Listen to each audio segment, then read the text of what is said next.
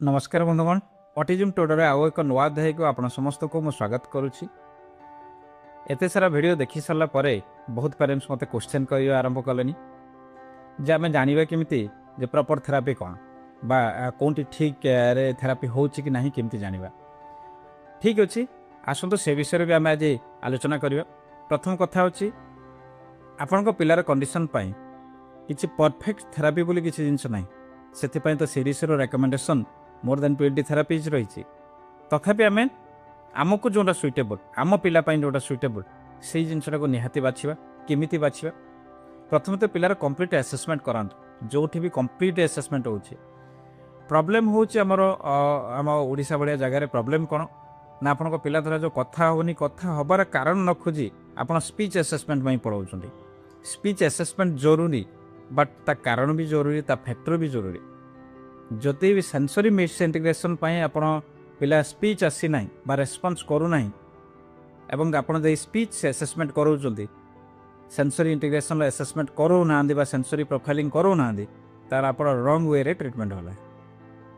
तो से जगह आपण को आगे सेंसरी प्रोफाइलिंग कर सारा पर पिलार नीड कौन अच्छी एवं बयस केते अच्छी से नीड और एज अनुसार आप जब प्रॉपर इंटरवेंशन करें ताहले ऑटोमेटिकली स्पीच आसीज अब आसी जाऊँगी भी यार आप स्पीच को प्रायोरिटी देकी चलले सेंसरी मिस इंटीग्रेशन कथा भाविले ना जानी पारे ना ताहले आप जिते लगे भी स्पीच आसिले भी से मीनिंगफुल बा कॉग्निटिव स्पीच केबे भी आसीबो ना।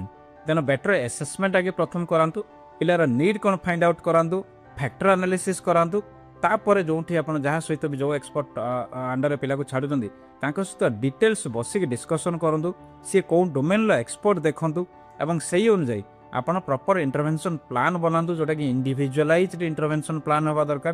कारण एवरी चाइल्ड इज डिफरेंट समस्त कॉग्निटिव अंडरस्टैंडिंग एवं नीड अनुजाई इंडिविजुअलाइज पर्सनलाइज्ड इंटरवेंशन प्लान हवा दरकार आप पिला एवं ताको मॉनिटर करंतु प्रत्येक 3 मास को मॉनिटर निहाती करंतु। ये 15 दिन के मासरे तो हम ना एटलिस्ट 3 मास 6 मास गैप आप मॉनिटर करंतु देखंतु पिला इंप्रूव करूची कि नहीं। जदि इंप्रूव करूनी या तो आपण इंटरवेंशन प्लान को चेंज करंतु या तो आपनकर एक्सपर्ट्स जो माने जहाँ पाखे छाड़ी से एक्सपर्ट सहित कथा बा आपन सेकंड ऑप्शन निश्चित भाव में देखंतु। पिला जीवन केबे भी खेलंतु नाही।